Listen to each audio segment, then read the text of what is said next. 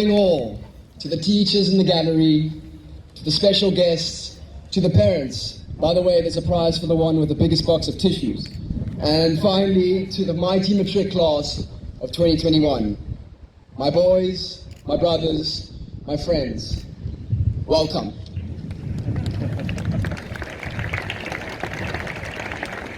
We have, at long last, made it. 5 years of trying to keep out of trouble and dodging those pesky defaulters. 5 years of trying to work out what te beklemtoon actually means. And 5 years of moments with amazing people. Those 5 years have culminated into a single day, a single moment. That moment is now.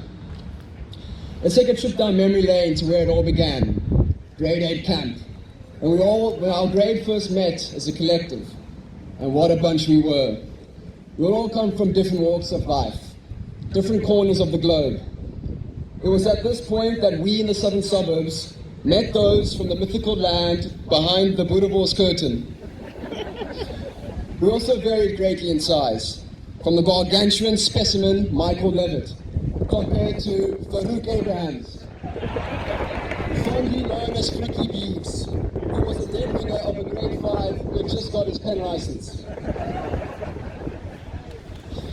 But all of us instantly connected, and this was seen when someone decided to fire up a game of touch rugby. During this game, I was humiliated by Devin Jerry, who broke my ankles in a very effortless sidestep. As you can tell by my physique, I've never played a game of rugby since. I don't remember who won that game, but it didn't matter, for we had just met our brothers in arms. And I take inspiration from our previous head boy, Dalvin Gundani, who famously used an apple in his final speech. And in the same breath, I brought with me today a Rubik's Cube. Now why? High school in general has different stages, each represented by each layer of the cube. You cannot move on to the next one without having completed the current one. And like high school, there are so many ways in which this thing can be solved. Yet at the end of it all, reaches the final, same destination. Arriving at our first day at SACS, we were first exposed to this puzzle of high school. And our first couple of years as a group were spent together in a singular iconic break spot. The corner of the road just outside the Hofmeyr Hall became our second home. It was at that location where Jasper Zotendijk was crowned, the fastest man in SACS history to down a stray sunkie.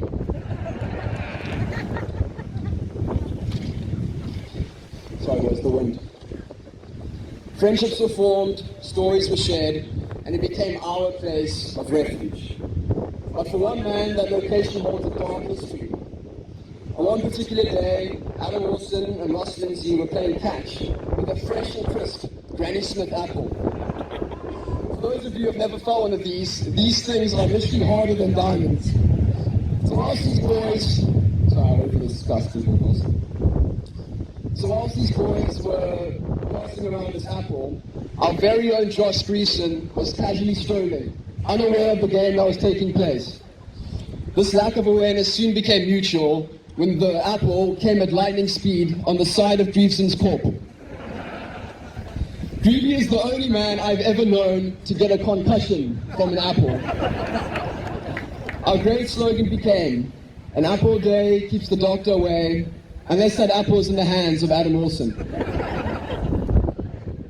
Regardless of all our struggles, we survived our first 2 years of high school, and we looked at our cube, and it was about halfway complete. The beginning of grade 10 presented to us a new stage of the puzzle.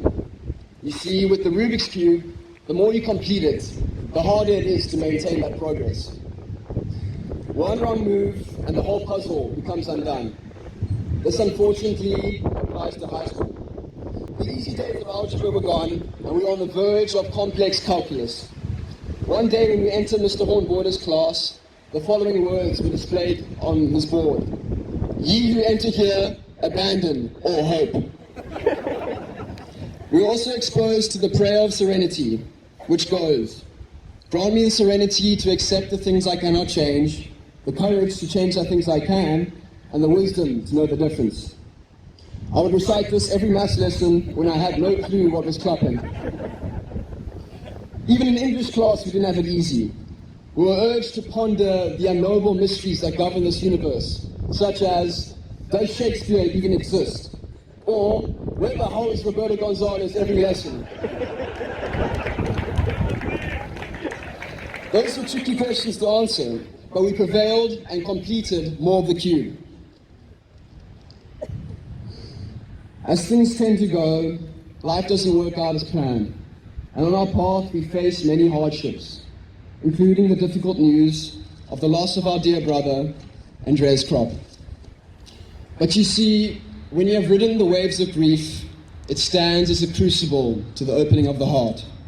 I know he is looking down with that big smile of his, with great joy at how far we have all come. Consequently, the matric gift to the school this year is in Andreas' honor. The gift is a memorial garden in the quad, which will hold a bench that has a plaque commemorating Andreas' life.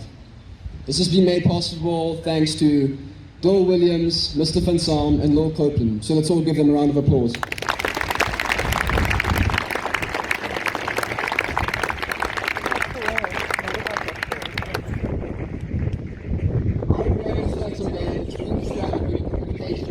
COVID-19 pandemic, but we've been resilient.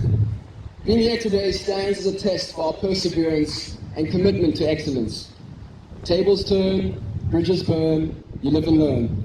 And often it's the journey that teaches you the most about your final destination.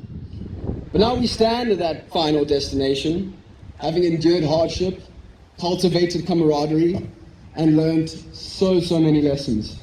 The product of all of those has resulted in a completed puzzle. And I'll take the time to thank the many people who have guided us in the solving of this puzzle. To the school governing body, for the godly oversight you bring and making the tough calls when needed, we thank you.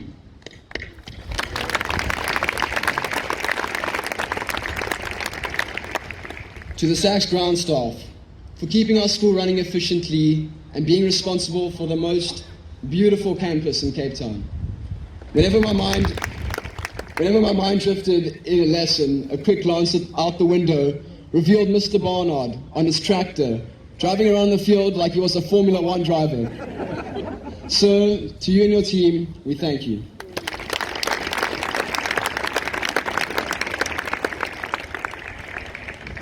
To Mr. Grant and all the teachers, wow. You guys make SACS what it is. From the wisdom you bring to the countless laughs we've shared in class. As many would agree, we're not an easy bunch of boys to manage.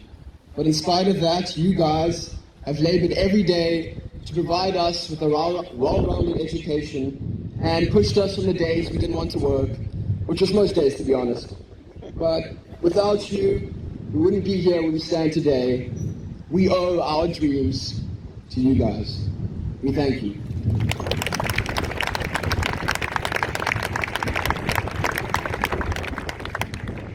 Now to the parents and the extended family in the audience. In the same stead, you guys have literally given us everything. You've planted the seeds,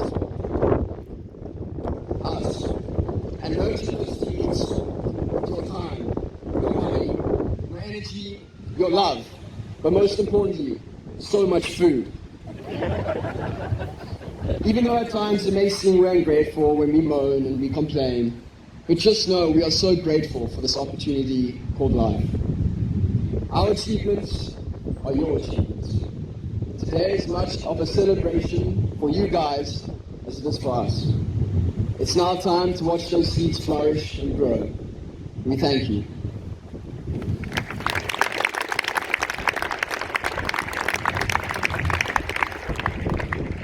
And finally, to my lads, to Dole, to the prefects, and the boys sitting right here in front of me. Look, I won't act as if you're the most special grade to have graced SACS, because every year says that. But rather, as I look into the crowd right now, I see many powerful individuals. I urge you all to go into this world and harness your innate potential. Let your mind and body become your temple. Let discipline become your freedom. Let your kindness pour out into this world. And don't judge others. It's these most simple truths that are the most profound. For me, SACS was never about the sports, or the academics, or the culture, but rather the people. It was about you guys. Brotherhood, connection, unity, adventure. I thank you. May we all continue to live life's journey, life's puzzle, life's enigma, filled with blessings and strength and inspiration to overcome the obstacles before us. Now, boys, you have just finished the puzzle of high school. But unfortunately, life is more like this. So if you do it right, life will be hard. And it should be. But at the same time, so rewarding. In my conclusion, and as a final treat, I've written all of you a poem. My final words as a SACS head boy. The title of the poem is Our Final Day Dressed in Blue. Our final day dressed in blue has come, and it's simply something I cannot believe. But before all said and done, just sit tight and hear me out. Here are my final words before I let you leave. Our journey began in grade 8, and from then onwards we embarked on our high school career. As street poet and philosopher Drake once said, started from the bottom and now we're here. However, getting here hasn't been all easy. In fact, some of the hardest couple years, one would say. But in reply to whatever was thrown at us was the usual, it's just lekker that way. One thing at SACS that has always stood out is the spirit. And we've been so long without it, I assume it's something we all crave. From that out-of-tune singing to those stuffy mosh pits, to that time someone whipped out the classic microwave. We owe many to be standing here where we are today, and what they've given us will never be quite able to repay. And even though we'll soon be apart, I'd like to thank you all from the bottom of my heart. SACS, you have been our home for 5 brimful years. 5 years of brotherhood, joy and tears. We're all ready for the next chapter. This much I know. So I've realized, SACS, it's time to let you go. Our final day dressed in blue has come. Blue that hugs the radiant sun, and there's no shadow of a doubt, the best is yet to come. Strive to become the best versions of yourselves.